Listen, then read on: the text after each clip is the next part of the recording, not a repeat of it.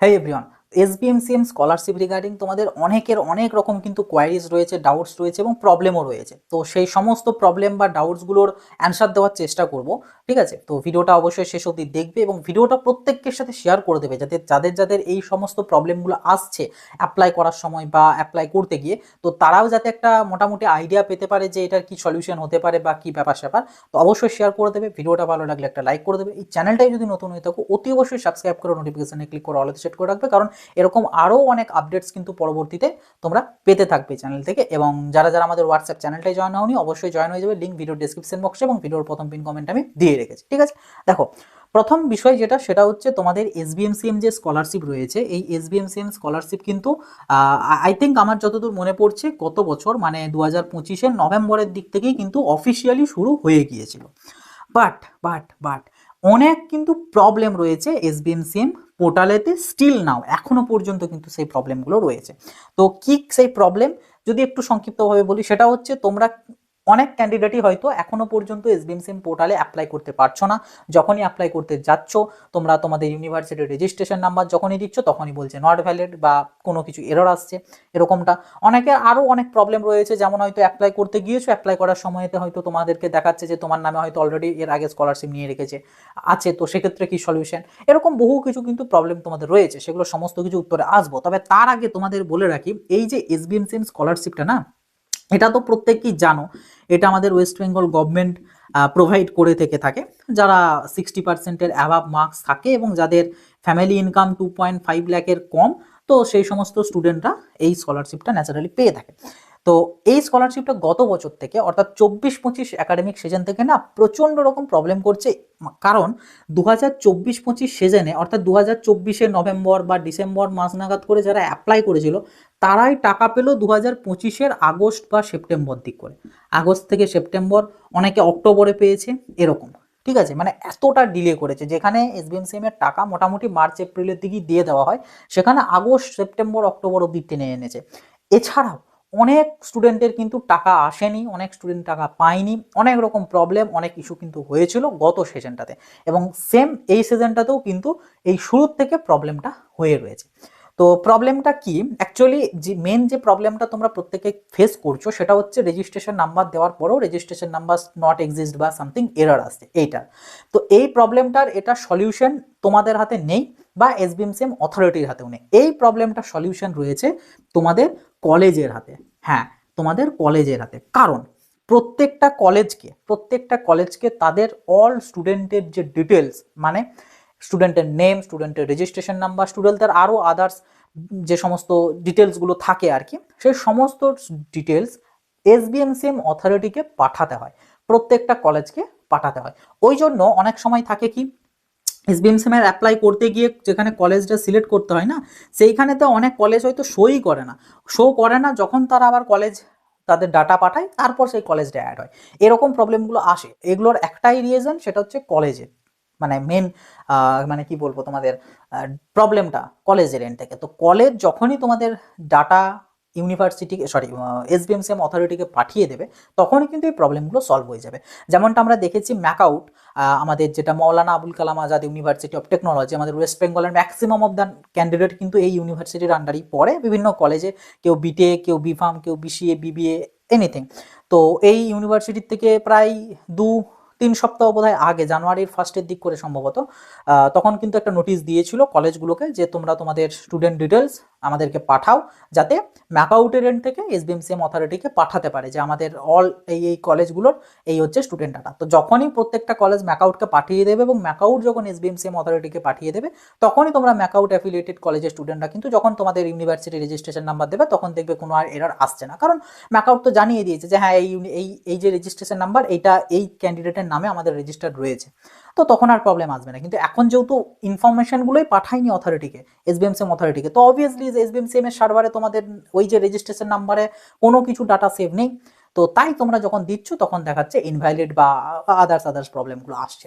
তো এটার সলিউশন হচ্ছে তোমাদের কিচ্ছু করার নেই, তোমাদেরকে বরং কলেজে গিয়ে বলতে হবে স্যার কবে আপনারা ডিটেলস পাঠাবেন বা কবে আপনারা সমস্ত মানে আমরা অ্যাপ্লাইটা করতে পারবো। এই যে এই উত্তরগুলো না এগুলো কলেজ থেকে পাবে, কারণ তারা কত তাড়াতাড়ি তারা রেসপন্স করছে বা জিনিসগুলো পাঠাচ্ছে সেটা দেখতে হবে।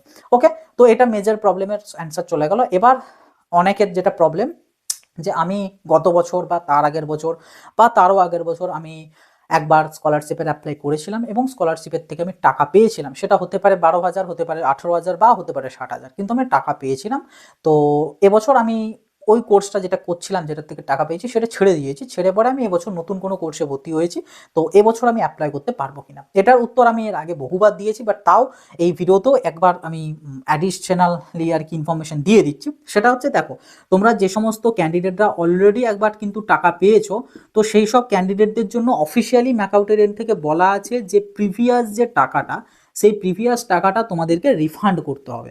ঠিক আছে, এই ব্যাপারটা তোমরা SBMCM এর ওয়েবসাইটেও দেখতে পাবে, সেখানেও কিন্তু বলে দেওয়া আছে যে আগের যে পাওয়া টাকা সেই টাকাটাকে তোমাদের রিফান্ড করে আসতে হবে। কোথায় রিফান্ড করতে যেতে হবে? SBMCM এর যে অফিস রয়েছে বিকাশ ভবন, তো সেখানেতে গিয়ে তোমাদেরকে কিন্তু ফেরত দিয়ে আসতে হবে অফলাইনের সাথে। আরও বেশ কিছু ডকুমেন্টস লাগবে, সেই সব ডকুমেন্টস নিয়ে যেতে হবে। কী কী ডকুমেন্টস না ডকুমেন্টস ওগুলো SBMCM এর হেল্পলাইনে ফোন করবে, ফোন করে জেনে নেবে। তো ওখানে গিয়ে রিফান্ড করে আসতে হবে, এটা হচ্ছে অফিসিয়াল রুলস। ঠিক আছে, যে অ্যামাউন্টই পাও না কেন, 12,000, 18,000, 60,000 যেটাই পেয়েছিলে সেই টাকাটা কিন্তু তোমাদের ফেরত দিয়ে আসতে হবে। ফেরত দিয়ে আসার পর তুমি আবার ফ্রেশলিভাবে অ্যাপ্লাই করো, দেন তুমি টাকা পেলেও পেতে পারো। এই কথাটা কেন বললাম, কারণ এইখানেই হচ্ছে মেন বিষয়টা। আমরা দেখেছি SBMCM এর না তোমাদের প্রিভিয়াস কার যদি ডাটা বলি, ধরো 100টা ক্যান্ডিডেটের এরকম কন্ডিশন যে তারা অলরেডি টাকা পেয়েছিল এবং তারা বিকাশ ভবনে গিয়ে সাকসেসফুলি রিফান্ড করে এসেছে। ঠিক আছে, 100টা ক্যান্ডিডেট তো করে আসার পর তারা অ্যাপ্লাই করেছে। এবার এই 100টা ক্যান্ডিডেটের মধ্যে দেখা গেছে 95 থেকে 98 জনই তারা কিন্তু টাকা পেয়ে গেল, কারণ তারা ফেরত দিয়ে এসেছিল, তাই কিন্তু তারা পেয়ে গেছে। কিন্তু 5 থেকে মোটামুটি 2 থেকে 5 জনের মতন, ঠিক আছে, 2 থেকে 5 জনের মতন এমনও ক্যান্ডিডেট রয়েছে যারা কিন্তু টাকা ফেরত দিয়ে এসেছিল, বাট তা সত্ত্বেও তারা কিন্তু এখন টাকা আর পায়নি। মানে ফেরত দিয়ে এসেছে, তারপর এসে অ্যাপ্লাই করেছে, কিন্তু তা সত্ত্বেও টাকা পায়নি। এবার কেন পায়নি, কি ব্যাপার না ব্যাপার, এগুলো হয়তো তাদের অ্যাপ্লিকেশন রিজেক্ট থাকলে সেক্ষেত্রে রিজেক্টেডের ওখানে রিজন দেওয়া থাকবে, বাট তাও প্রপার মানে উত্তর বা প্রপার এটার অ্যান্সার হয় না, মানে দেওয়া যায় না যে কেন সে পায়নি। তো ওই জন্যই এক্ষেত্রে আমি তোমাদেরকে এটা বলবো না যে তোমরা রিফান্ড করে এসো, কারণ যদি ইনকেস দেখা গেলো তুমি রিফান্ড করে এলে এবার তারপর তুমি টাকা পেলে না, এই 2 থেকে 5 জনের আন্ডারে পড়ে গেলে তখন এসে বলবে যে দাদা তুমি যে বলেছিলে রিফান্ড করে আসতে, তো করে এলাম কিন্তু তো পেলাম না, তাহলে আমার ওই টাকাটাও গেল আর এই টাকাটাও পেলাম না। আর প্রথম বছরে না পাওয়া মানে তুমি সেই কোর্সটা যত বছরের কোর্স আর কখনোই পাবে না, তো সেটা তোমার লস। তো ওই জন্য ওটা আমি নিতে নারাজ, ওই রিস্কটা। কাজেই তোমাদের ফ্যাক্টগুলো বললাম যে হ্যাঁ রেশিওতে দেখা গেছে যারা রিফান্ড করে আসছে তারা কিন্তু ম্যাক্সিমাম অফ দ্য ক্যান্ডিডেটই টাকা পেয়ে যাচ্ছে, কিন্তু যারা রিফান্ড করে আসেনি, ধরো 100 জন রিফান্ড করে আসেনি, 100 জন ক্যান্ডিডেট যাদের এরকম কন্ডিশন বাট তারা রিফান্ড করেনি, কেউ কেউ বিভিন্ন রকম অ্যামাউন্টের টাকা পেয়েছিল বাট কেউই রিফান্ড করেনি, বাট তারা অ্যাপ্লাই করেছে এবছর, মানে যে কোর্সে ভর্তি হয়েছে সেই কোর্সে। তো এর মধ্যে দেখা গেছে এর উল্টোটা, 95 থেকে 98 জনই কিন্তু টাকা কিন্তু আর পায়নি, মানে এবছরকার টাকা পায়নি। কিন্তু এখানেও আবার এক্সেপশনাল স্বরূপ 2 থেকে 5 জন এমন রয়েছে যারা কিন্তু টাকা পেয়ে গেছে। তো সব রকমই পসিবল, বাট হ্যাঁ রেশিও যেটা বেশি সেটা হচ্ছে রিফান্ড করে এসে অ্যাপ্লাই করলে টাকা পাওয়া যাচ্ছে, এবং এটা SBMCM এর তোমাদের ওয়েবসাইটও মেনশন রয়েছে। কাজেই আমি হয়তো রেকমেন্ড করব এটাই জন্য, বাট তাও মেন ফাইনাল ডিসিশন সেটা কিন্তু তোমাকে নিতে হবে যে তুমি রিফান্ড করবে কি করবে না, অ্যামাউন্ট যেমনই হোক। ঠিক আছে, অনেকে হয়তো বলে এই যে আগে যারা 12,000 টাকা পেয়েছিল স্কলারশিপে তাদেরকে ফেরত দিতে হবে না, যারা 60,000 টাকা স্কলারশিপ পেয়েছিল এবং আবারও এবছর যে নতুন কোর্সে ভর্তি হয়েছে সেখানেও 60,000 টাকা পাবে, সেই সব ক্যান্ডিডেট ফেরত দিতে হবে।